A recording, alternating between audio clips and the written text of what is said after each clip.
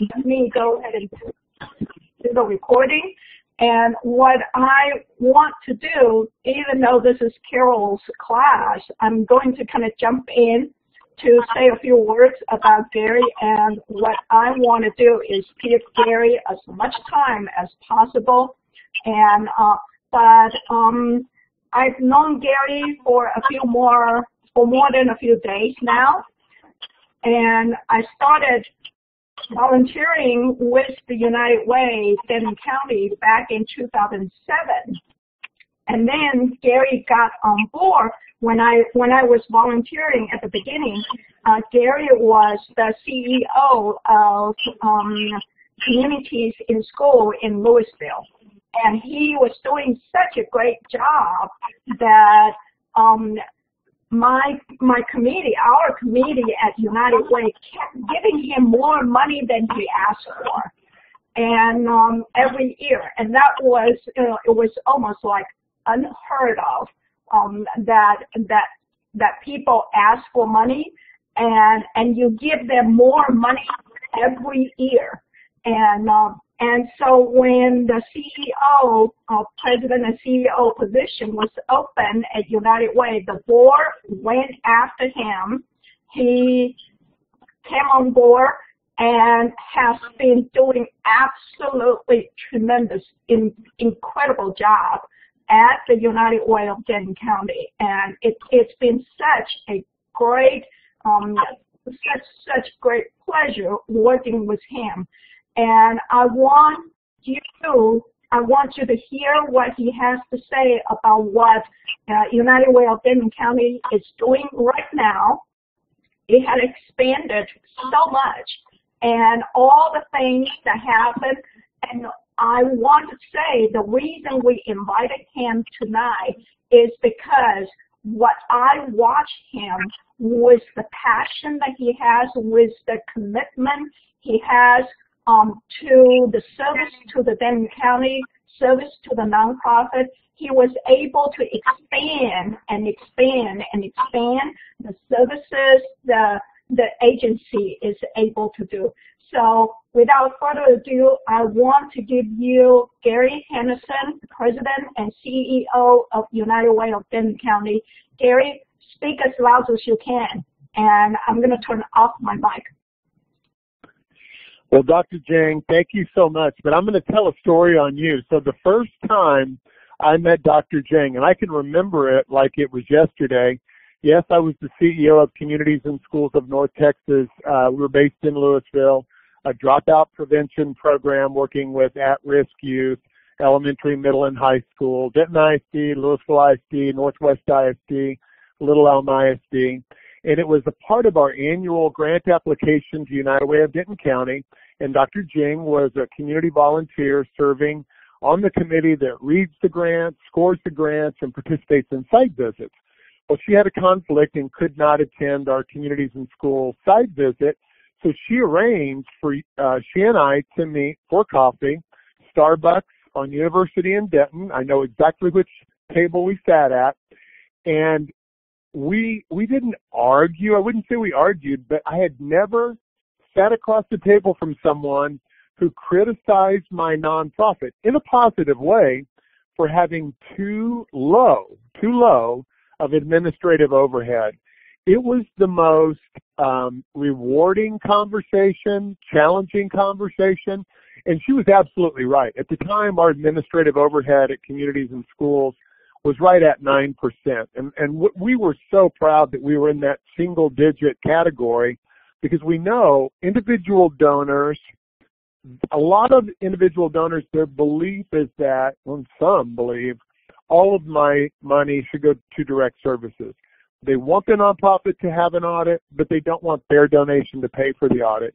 And I just found the challenging questions that Dr. Jang asked to give me a little more boldness as a nonprofit executive director to balance out what a donor thinks is best for a nonprofit versus what a nonprofit needs in terms of infrastructure, marketing, resource development, putting dollars into the fundraising engine of the organization, because the more funds you raise, the more people you can serve. The more people you serve, the larger your impact. So that, Dr. Jing, that had to have been in the early 2000s, but it could have happened yesterday, as clear as it is in my mind. Well, I want to share these first couple of slides. I want to give you a little bit of a background for who United Way of Denton County is and where we're at right now, because I think that sets an appropriate context for the work we do around grants. And the first thing I want to share is we are an organization that both writes grants to bring funds in at the federal, state, and local level, private foundations, corporations, as well as public entities. But we're also unique in that we are an organization that issues requests for proposals, RFPs, and we fund grants. So I feel we're very good at just this beauty pageant of trying to present our organization in a three-dimensional, rich environment using only words. And we're also really good at reading those words and seeing through those words and really sifting out organizations that present a high probability of really impacting lives with the programs that our grant award to them would fund. So the first thing about United Way of Denton County, we are countywide. That's really a pretty recent phenomenon. The southern part of Denton County was supported by our partners down in Dallas at United Way Metropolitan Dallas.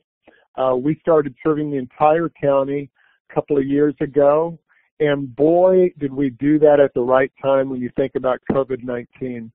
As an organization, we're a little over 65, 66 years old, 67 years old. Our mission is simple. We exist to improve and transform lives across Denton County. Our staff, our volunteers, our board of directors, our donors, we will run into the burning building of mental health, knowing that we're not experts in that field today, but we will rally from the community through our collective impact methodology approach. We will rally a cross-sector collaboration of private, public partners, universities, cities, the county, private businesses, hospitals, etc. We'll rally them into a room in a structured leadership team appointed fashion, and we'll set bold visions. For example, we want a functioning mental health system for individuals living in Denton County that's responsive to their mental health needs. And today we know in Denton County, the system that we have, by and large, will direct someone in mental health crisis tonight into the criminal justice system or over to a hospital, emergency room, if they are threatening to someone else or possibly threatening to themselves. We do not have a system that exists that will drive people seamlessly, fluidly, swiftly into mental health service providers, behavioral health service providers. That's a burning building that you run into as a nonprofit functioning at a county, community-wide level, and you know you have work that is going to take you, A, years to accomplish, B, work that you cannot do alone. And I think that's the first challenge we see in grants we receive as proposals coming into us. Denton County nonprofits are still learning to adjust to this time where we need to see collaboration.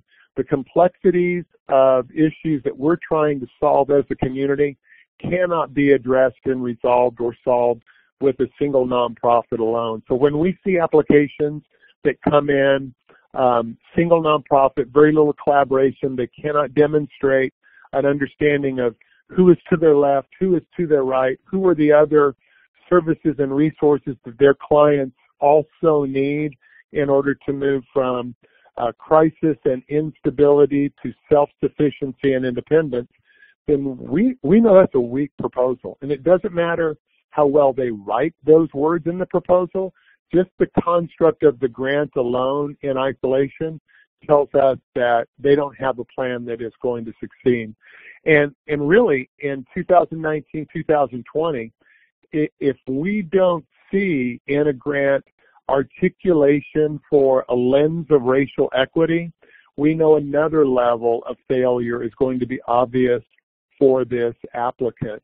If they haven't thought through the complexity of breaking down systemic barriers to making sure that all races and ethnicities in our community are served by their program or their solutions, if they can't articulate what those challenges are, what those barriers are, and what it takes to overcome those barriers, and what they plan to do to reach hard-to-reach communities within our county, we know they're going to fail. And we have too few resources to invest in proposals that on the surface feel to us will fail. Improve and transform lives. Our vision is to empower donors, volunteers, businesses, governments, nonprofits, etc., to invest in our community so that children and families, veterans, people experiencing homelessness, individuals struggling from unmet mental health needs have a chance to survive, to thrive, and to be all they can be in our community. And that working together, we just cannot emphasize strongly enough, in order to get this work done, our community has to collaborate. And I will tell you, COVID-19 has sifted out those who legitimately have built the muscles of collaborative relationships versus those who just wrote collaborative words in proposals. What we've done as the United Way here in Denton County, back in March, it was really, really clear that this was going to be a challenging time for our community. And as we started to go into quarantine, we began to ramp up our resources here at United Way, first establishing a COVID relief fund, and then collaborating with City of Louisville, City of Denton, and Denton County in order to create pools of funds that we could deploy to meet some pretty fundamentally basic needs that COVID-19 was going to create. Food insecurity is higher than it's ever been in Denton County due to COVID-19. The risk of homelessness through eviction, because households lose the ability to pay rent or mortgage, is higher than it's ever been. Our team of nonprofits, United Way of Denton County, and our team of nonprofits, in the last 90 days, 3 months, April, May, June, and July, they have paid, case managers have met with clients, and we have mobilized over $830,000 to fund over 700, we're right at 800 months of rent payments or mortgage payments to nearly 600 households. That is the equivalent of multiple years of housing support that we've seen these case managers across Denton County deploy in the last 90 days. And we're going to be doing that work through the end of December with federal CARES Act funds that the county is providing to us for the nonprofit community. And why us? Why did Judge Andy Eads and Commissioners Court choose United Way of Denton County as a partner to help mobilize these dollars out into every nook and cranny of Denton County? Well, it's really because of the collaborative relationships. These are a few of the key network of nonprofit partners that we rely on day in and day out to take care of the wide range of needs that people experience across Denton County. And you'll notice it's a list of logos that are both 501c3s, but also public entities like Texas Women's University, UNT, Workforce Solutions. Tapping this Workforce Solutions Center here in Denton has been one of the greatest opportunities. So sometimes a really passionate grant is going to include some non-traditional partners, but it's partners that, as you look at what it's going to take to meet this set of client needs, you answer the question, who will it take to be at the table to really move them from crisis and instability to self-sufficiency? And we know that work takes years.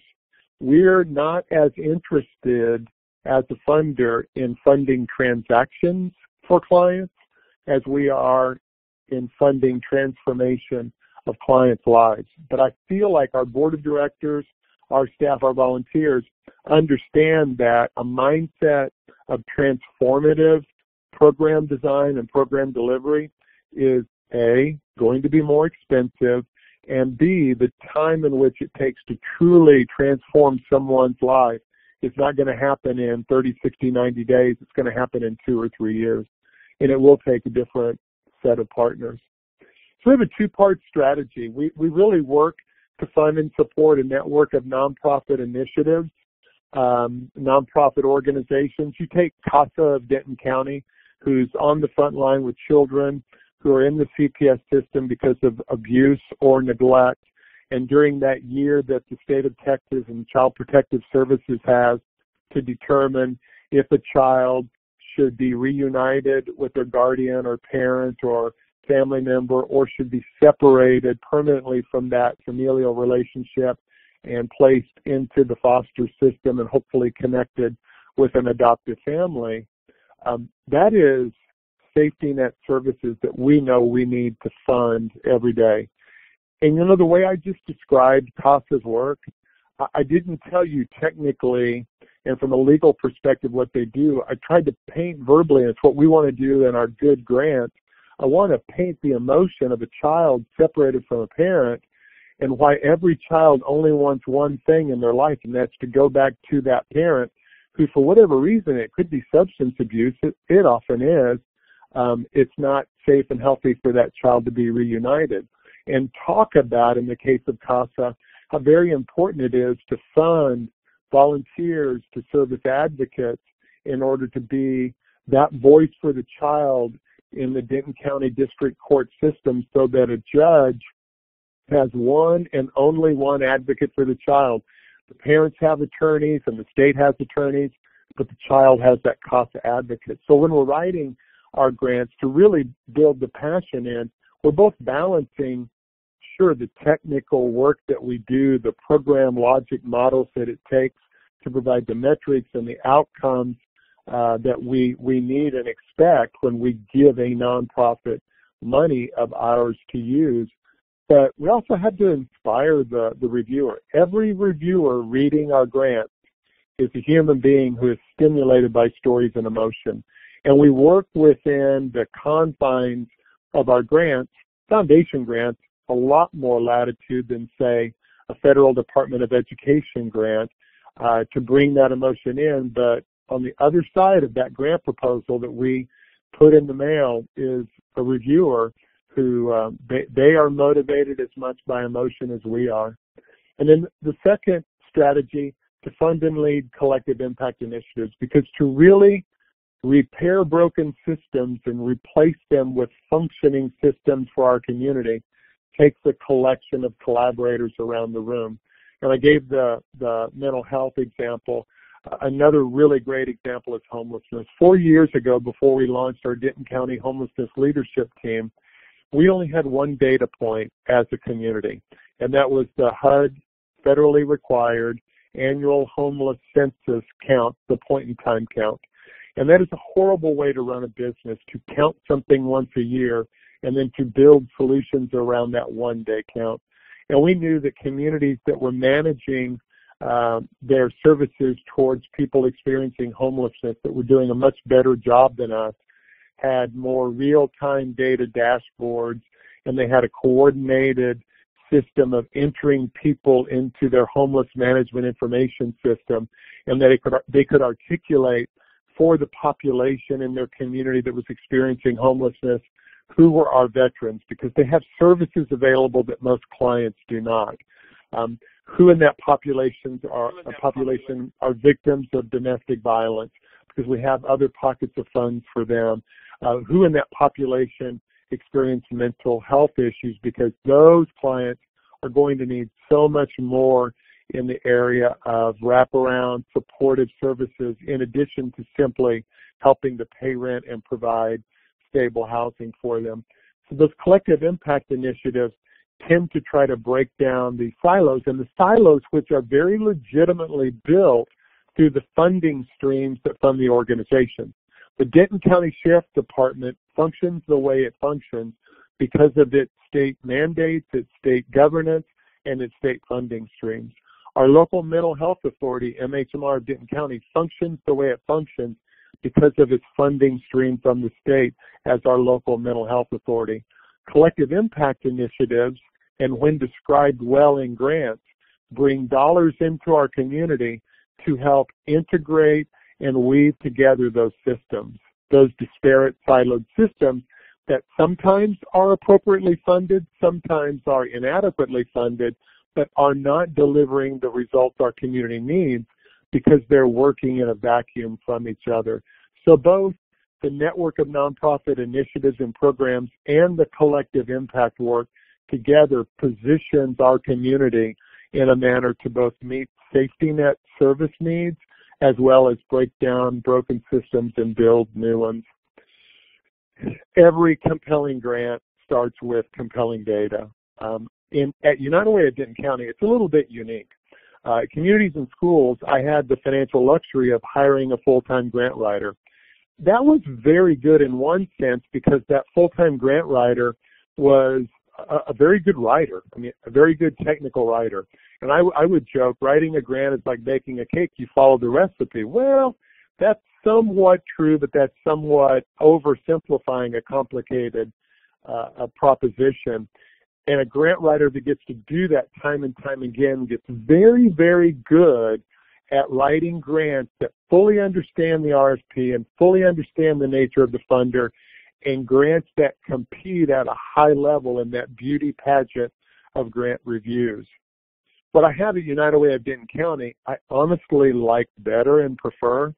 Our program directors have outstanding writing abilities, and we have them author the grants that they win, that fund the programs that they've designed, that they then go out and run.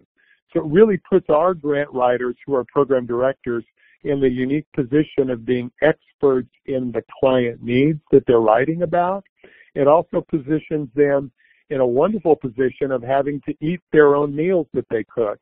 It keeps us from the temptation of embellishing a grant and padding our outcomes or our goals, because if you pad a goal in a grant and you don't deliver on the implementation, you really turn out over time to be an organization my nonprofit does not want to grant funds to, because we can read your lofty promises, but when we don't see the results that correspond, we're going to find another nonprofit to invest our limited resources in. So United Way of Denton County started in 2012 to do a community-wide needs assessment, and there's so much rich, disparate data in the community, from the census, from Texas education data for our school districts, health data from the state of Texas, that we really feel we don't need to do any research.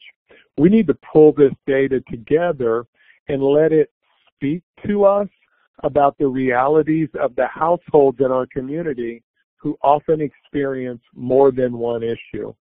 The child at an elementary school on the free and reduced lunch program because their household is economically disadvantaged has a parent who also is needing food assistance, financial assistance, utility assistance.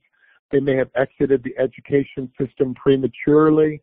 They need to be re-engaged at a high school GED or a NCTC leading to a TWU college education.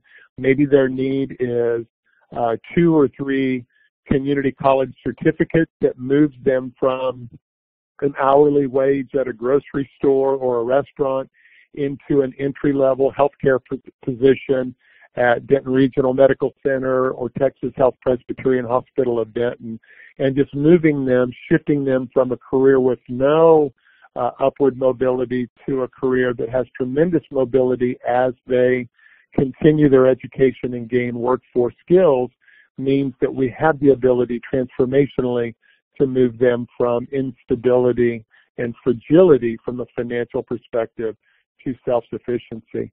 So the needs assessment tends to tell us, if we look at this data across different domains, it tends to tell us in a quantitative way exactly what the needs of our community are.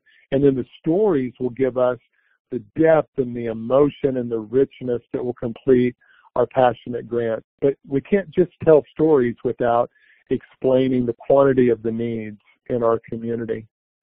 So I want to break down into a couple of different areas for you here at United Way of Denton County. Just touch on a couple of different programs and initiatives that we've had the pleasure of winning grants for. And I love bringing these federal and state dollars into our community because they augment the very finite private donor philanthropy that exists in Denton County.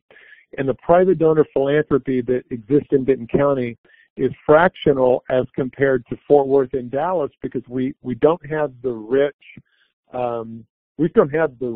old money that exists in those two communities.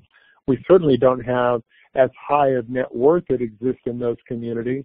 And no offense, PWU, we are in the shadow of two major universities that do phenomenal jobs at development on their own right for their universities. So while Denton County as a philanthropic region is not richly deep in terms of financial resources, it is placed in one of the most competitive fundraising regions, I think in the country. In fact, Dr. Neil Smatras, president of UNT, has commented, having served in administration at UT Arlington, UNLV, out at University of Hawaii, and here at UNT, he finds the UNT Denton County, North Texas fundraising climate to be the most competitive that he's worked in. So I want to jump down on this collaborative program slide for children and families, and I want to talk about the Denton County Workforce Success Leadership Team. United Ways across the country embarked on defining poverty in a different way in the last few years. And it's around this notion that we have individuals living slightly above the level of poverty, but at a stability wage or below.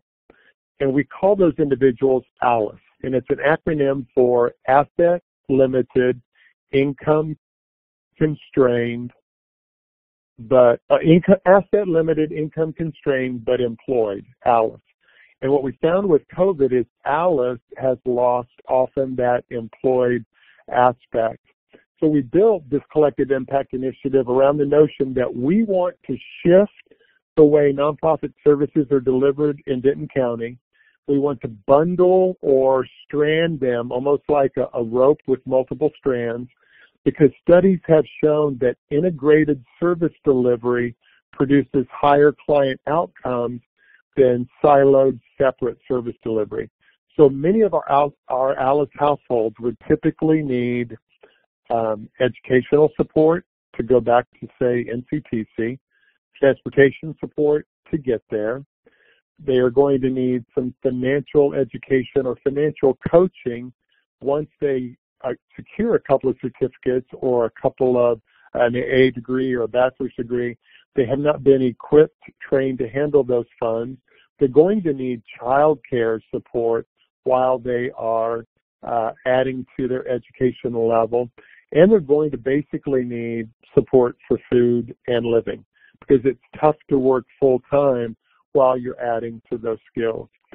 And by pulling together this cross-sector team, we first wrote a grant to the Texas Workforce Commission because we assessed early on that we have an inordinately low number of child care providers in Denton County.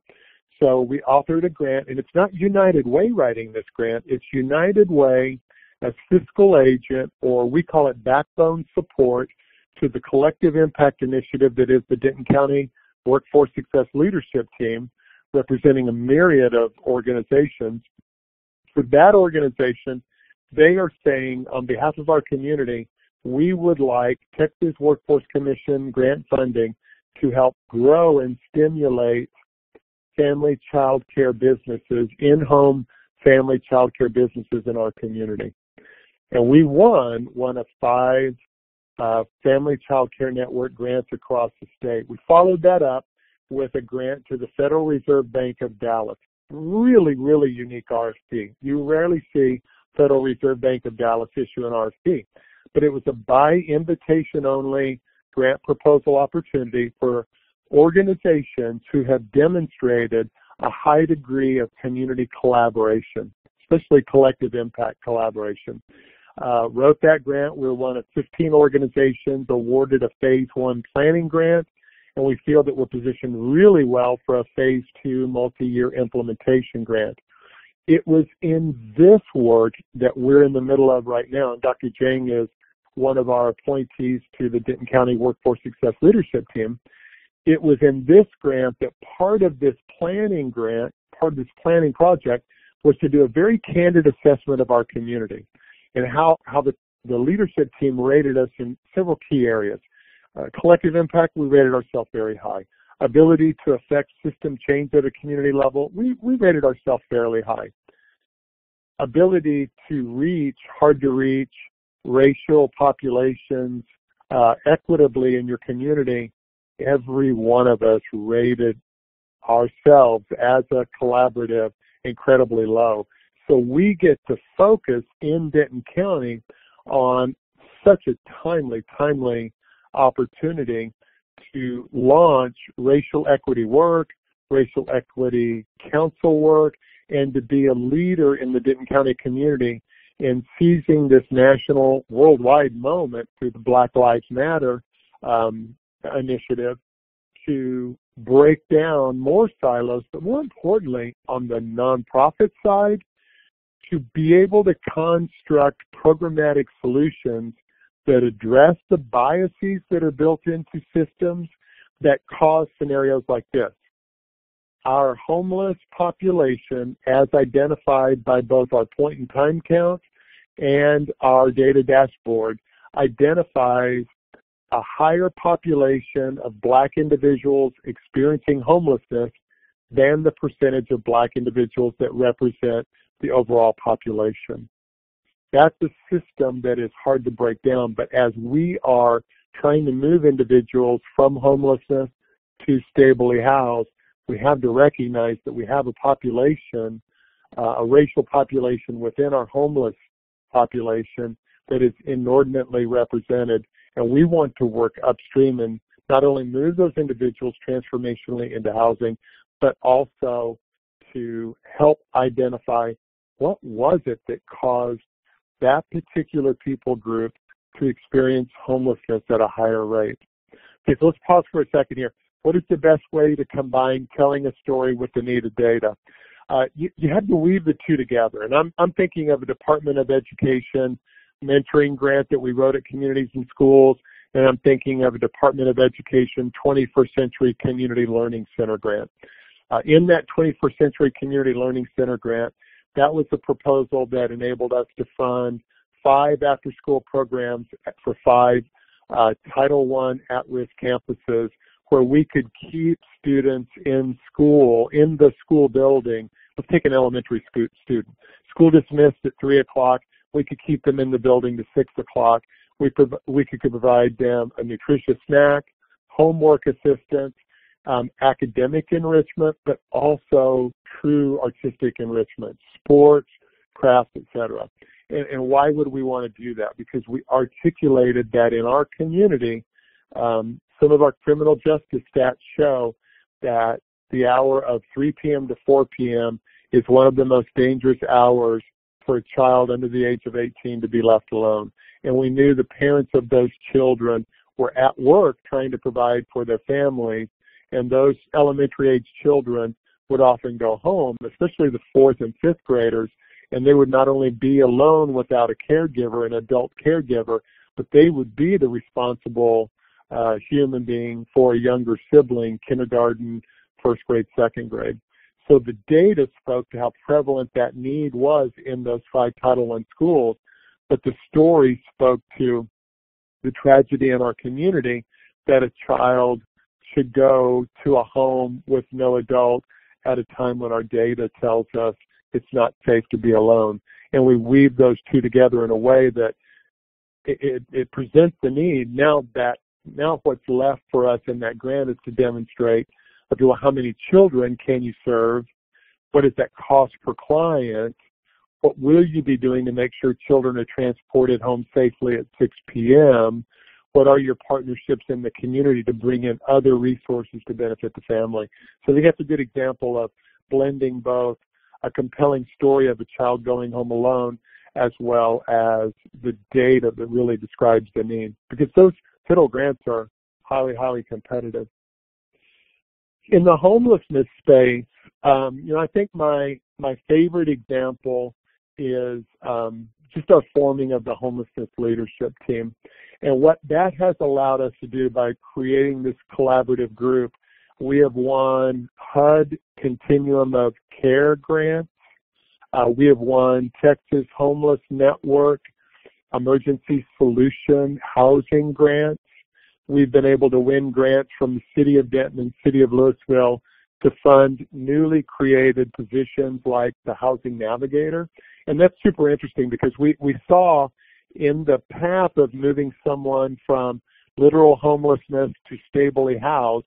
And when I say stably housed, I mean we house them, we provide resources, continue to case manage, and 6 months later, our metric is they are still housed. The goal line isn't getting them into housing. The goal line is to see them succeed in housing for no less than 6 months.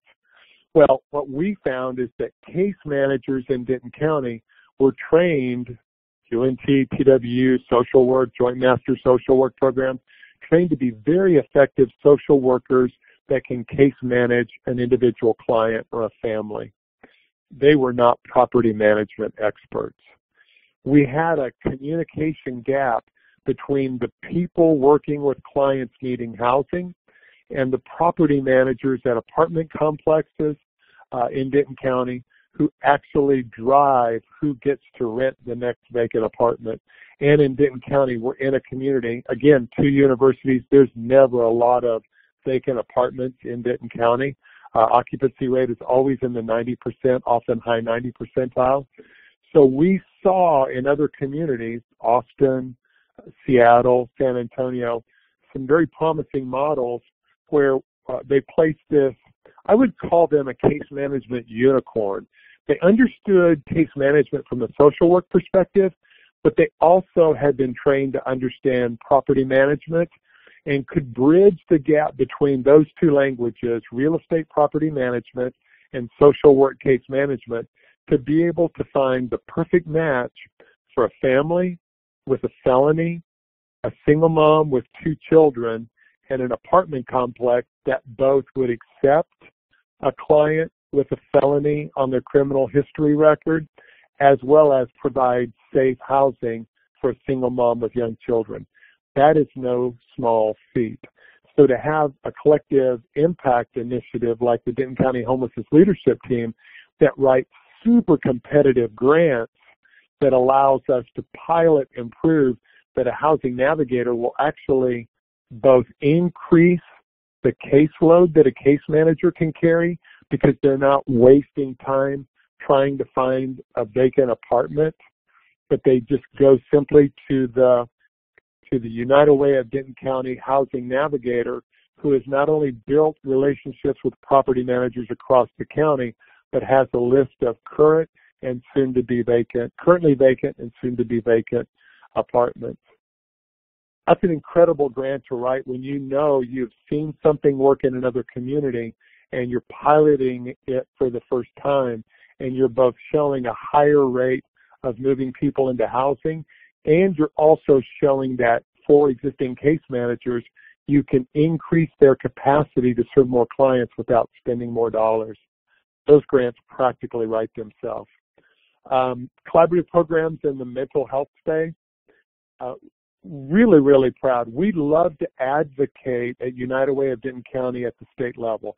Federal level is a little bit challenging, but at the state level with our legislature, we will identify a particular need through our advocacy committee work, and we'll invite multiple nonprofits into the table to help develop a very basic 5-6 point legislative agenda.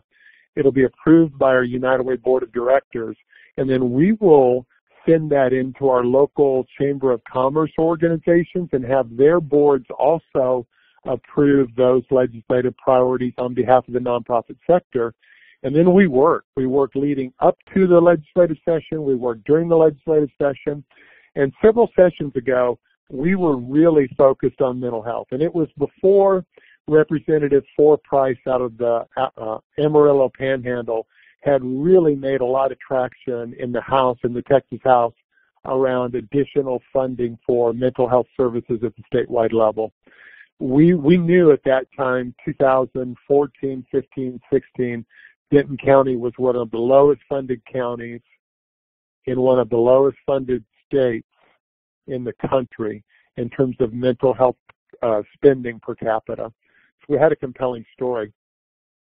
What we were able to achieve in the legislative session was supporting Representative Price and Senator Jay Nelson in Senate Bill, I think it's 292, that created funding private-public partnerships for funding local community collaboratives to pilot, potentially new, creative, inventive local community delivery models for mental health services at the county or community level. And we won that grant, and it allowed us to create for our veterans in our community the Veteran Community Navigator Program. And that was a pilot where we were able to hire through this grant 2 social workers, both master's level social workers, that would serve 100 unduplicated clients each, veterans or family members in crisis. And I hope we have some veterans on the call tonight. Veterans have come back. They bring things back with them that affect them. We see so much traumatic brain injury, military sexual trauma, PTSD. The veterans community likes to call it PTS, post-traumatic stress. They drop the disorder, PTS. And what veterans have that our general community members do not are rich, rich benefits having served our country through the Veterans Administration, VA, and educational benefits at the university level. What we find, though, is when veterans are in crisis, it's difficult to navigate those disconnected silo systems. And family members surrounding the veterans in crisis don't know where to turn. So our grant promise, so to speak, was 200 unduplicated clients. We doubled that, over 400 unduplicated clients. It was so successful, and this is really important. It's one thing to write a passionate grant. It's one thing to conceive of and pilot a program that meets a community need. But when you're able to sustain that permanently in the community, I really feel like you've circled all the bases. And what we were able to do with the Veteran Community Navigators is work with our Denton County Commissioner's Court, who has our county's Veteran Service Office funded in the county's budget, and over a period of 15 months, work with Commissioner Bobby Mitchell, who strategically had been appointed to our Denton County Behavioral Health Leadership Team. So she's in the room every month. She's hearing the presentation. She's understanding the needs. She knows where the system is failing our community. She sees that we win the grant. She sees what the social workers that are veteran community navigators are achieving. And she's compelled, the most fiscally conservative commissioner in the court is compelled to advocate for us in court to add 2 FTEs to the county budget, which may not sound like a lot to you, but adding FTEs to the county budget is like moving heaven and earth at the same time, especially when it's adding the county's first 2 ever social workers to the county budget. And that happened after our United Way board budget funded the sustaining of the program for a 9-month period to bridge us to the next county fiscal year. And those 2 veteran community navigators are still in the Veteran Service Office today and are working with us on a grant we just signed a notice of grant award for this month from the Texas Veteran Commission to bring in $200,000 in immediate relief for direct veteran services. Yes, FTE, full-time equivalent. 2 full-time social workers hired by the county.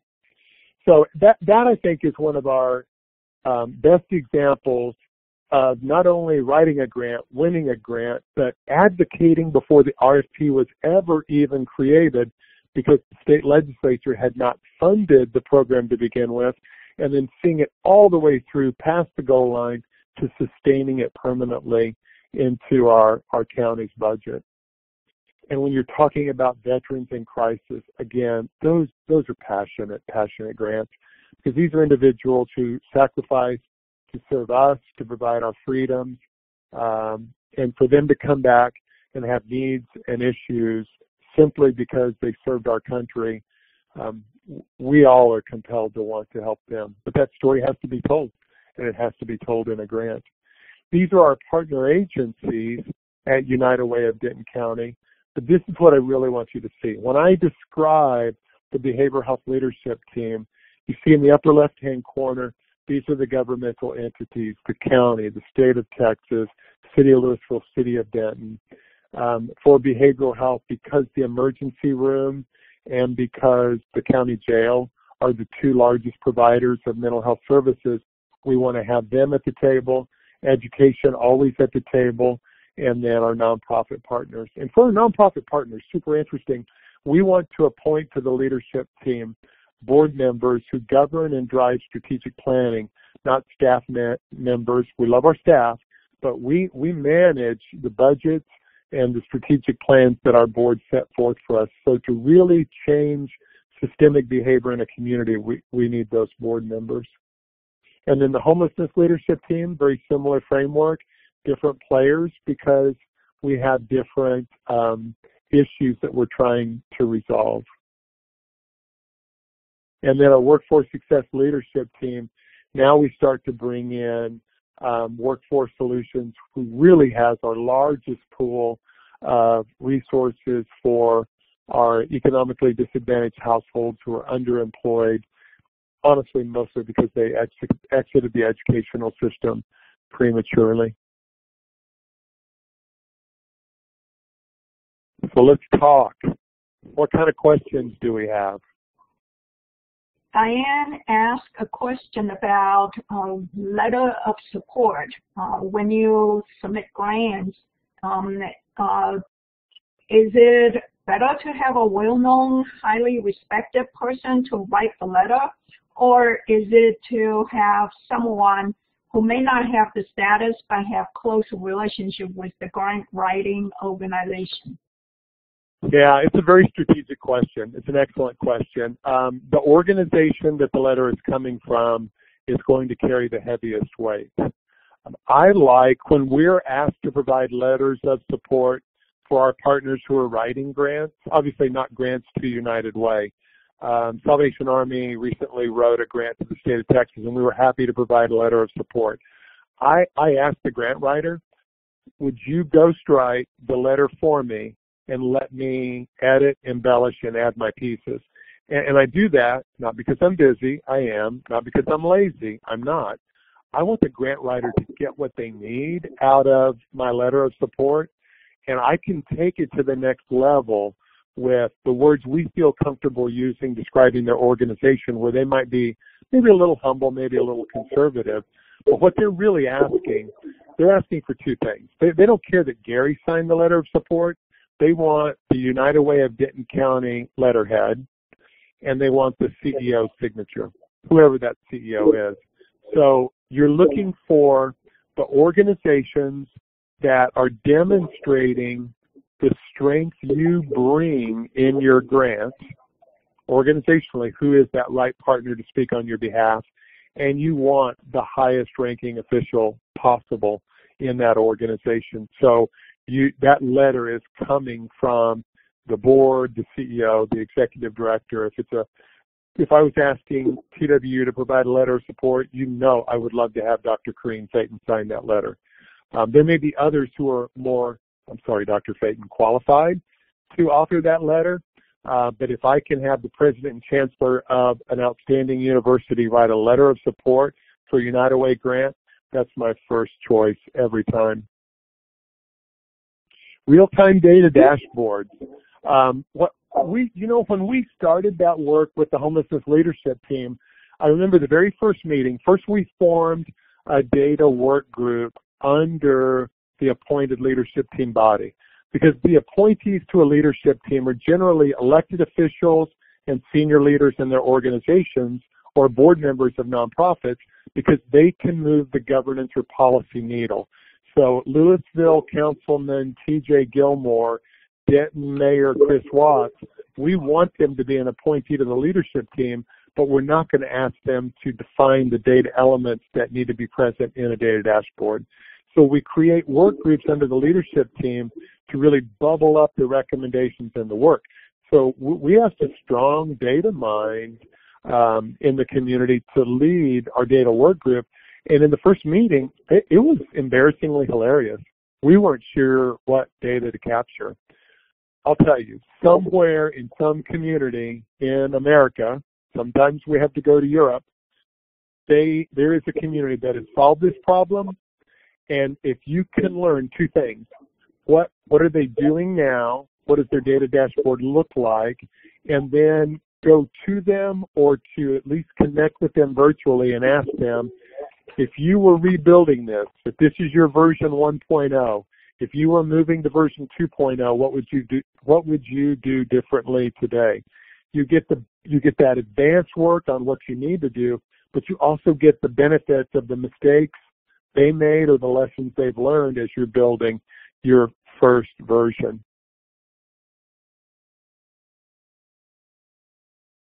When including compelling stories, should they ever be personal experiences?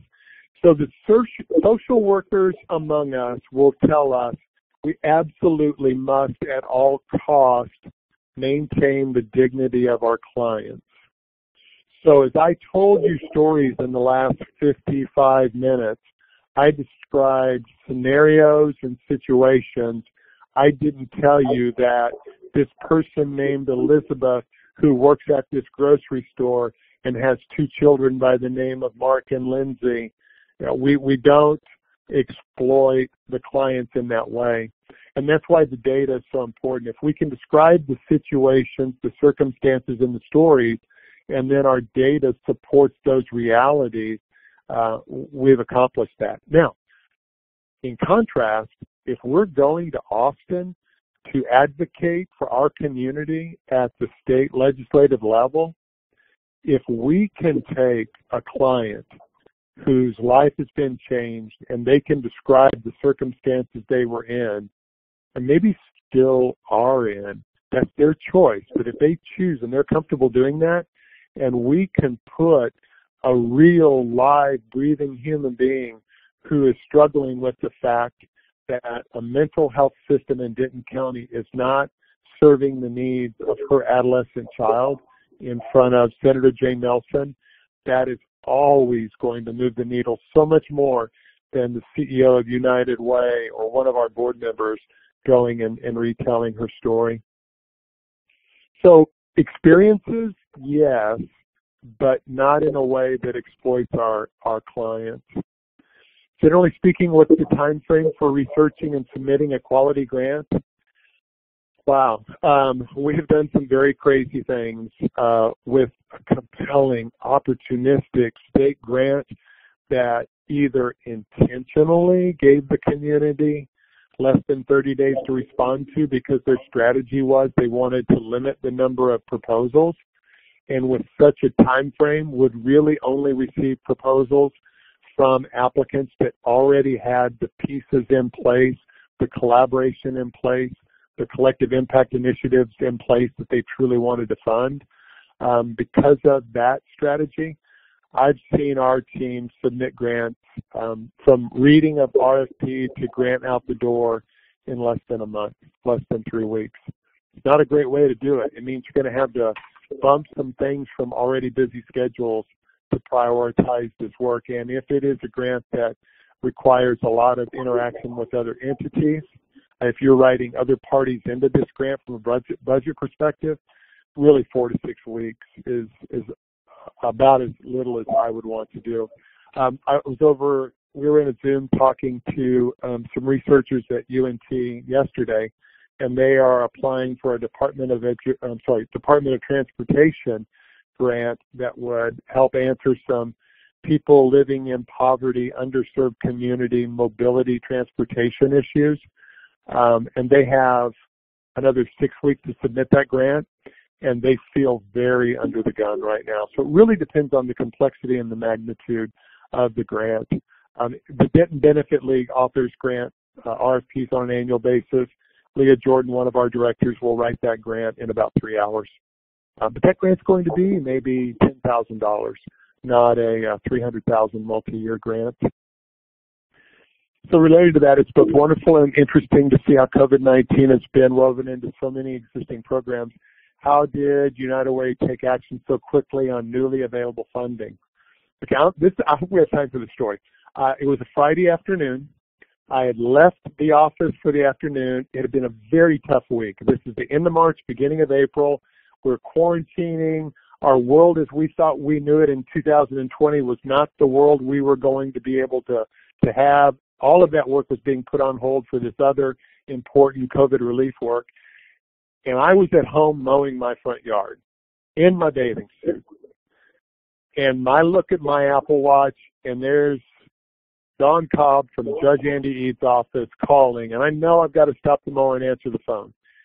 And I answered, yes, Dawn, can I help you? And she said, the judge wants to Zoom with us in 10 minutes. Can you be ready? Absolutely, yes, I can. I go in the house, put on my dress shirt from earlier in the day, sit at the dining room table, mowing garbs from the waist down, ready to go back to work from the waist up. And Judge Andy Eads says, and I quote, Gary, we want to give United Way of Denton County a lot of money. I said, Judge Eads, that's wonderful. What do you want us to do with it?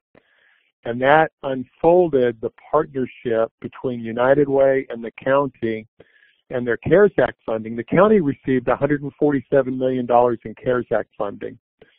They wanted to fund $20 to $30 million through us for eviction prevention and grants to nonprofits. I will tell you, building the relationship with Andy Eads began for me in 2005 when we recruited him as a county commissioner to the Communities and Schools of North Texas Board of Directors. Effective grant writing also assumes organizational relationships that have been built over time, that are enhanced and supported through outstanding program delivery in a collaborative manner. There's no way we get the honor of doing the work with the county that we're doing if it wasn't for a rich history of delivering on promises for elected officials that we've built relationships over years. It's exciting. We've seen nothing like this, and we'll never, I hope, see anything like this again. What's the best way to find grants for a small school district? Depending on the size of the grant, CoServe is an outstanding funder of school districts. Their education foundations fund within their own school districts. The way to find a good funder for any entity is to understand their philanthropic strategies. So if I were researching grants for school districts, I would start with my foundations, and I would look at Meadows Foundation. I'd look at Reese Jones Foundation. I'd look at King Foundation, Hogg Foundation. I look at my United Ways, and they're going to tell us what they love to fund and what they don't fund. And it's just absolutely a waste of our time to try to write a grant to a foundation or a public funder who doesn't align in a very, very strong way to the need. And to say I want to write a grant for a small school district, even a small school district has a wide range of needs. Are we funding dropout prevention? Are we funding homeless students? Are we funding technology and equipment for a Title I school? Are we funding after-school programs? Because each of those things I just described, there might be different funders that love some of those initiatives or do not love some of those initiatives. As an extension to the veterans topic, have you heard or dealt with any initiatives dealing with spouses and families of veterans? Absolutely. The Veteran Community Navigator program was built for veterans and military-connected family members, children, spouses, parents, siblings. And our Texas Veterans Commission grant that we just won awarded funding for veterans in crisis, spouses, children, parents. you find veterans of the Vietnam War era are now entering and well into their retirement years, and as they have retired, they have time to think. And as they're thinking, suppressed PTSD issues are now coming to the surface. So you have children of 60 and 70-year-old parents who are looking for resources to help their veteran parent who's retired now experiencing their first signs of PTSD. And it's the child who becomes the parent. As our parents get older, you're going to find that we, the child, become the parent to our parent that really are reaching out on their behalf and often are needing the services because they've become the primary caregiver for that military-connected individual. Dr. Jing, it's after 8 o'clock.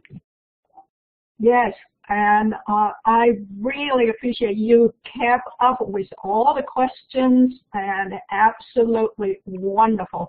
And it is 8 o'clock. What I learned, what I got from this, from Gary's presentation, I was trying to take a few notes.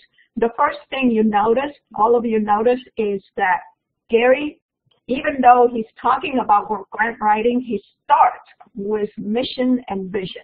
You have to start with your mission and vision because that's where your passion is. And you have to recognize that no one can do it alone. You don't run into a burning house and think that you can single-handedly put out the fire, save the house.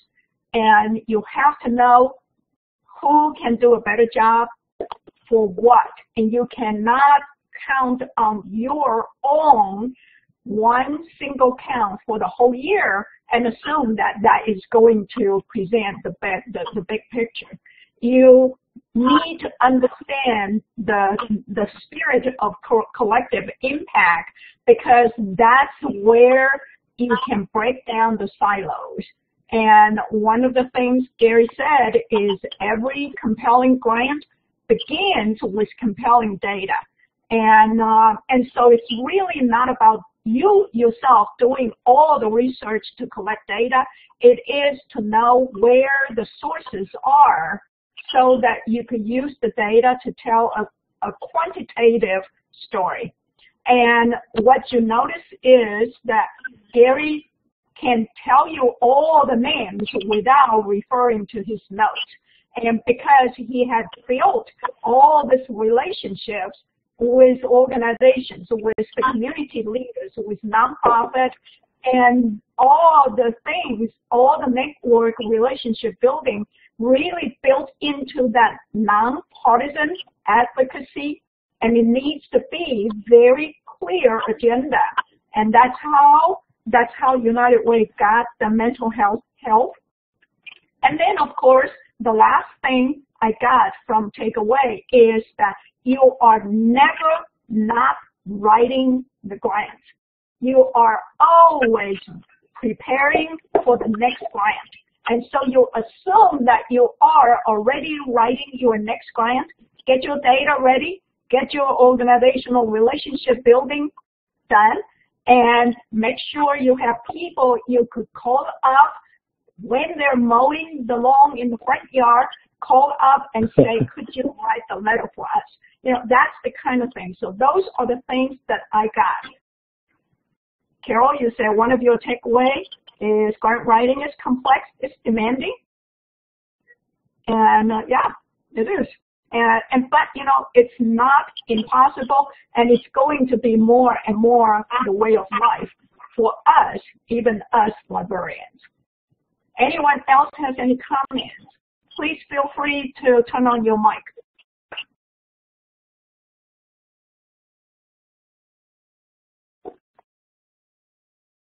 I see Charlotte typing.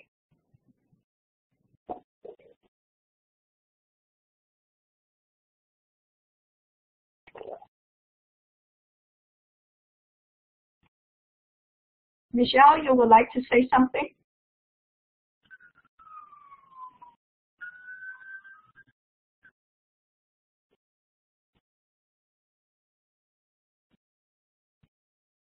Okay.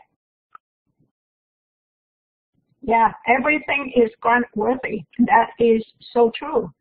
Well, if we don't have other questions, I really appreciate all of you to be here, and especially thank you, Gary, for walking through all your experience and all the things that the United Way of Denton County has done, and what I have seen this last 3-4 months, and dealing with COVID and dealing with the recovery, the emergency help, it's just absolutely astounding. And thank you so much for giving us your time. Thank you so much, Dr. Jang. And if any of your students are looking for an internship, UnitedWayDenton.org is where they want to look first. Yes. Take care, everybody. Good night. Thank you very much. Thanks. Thank you, everybody. Good night.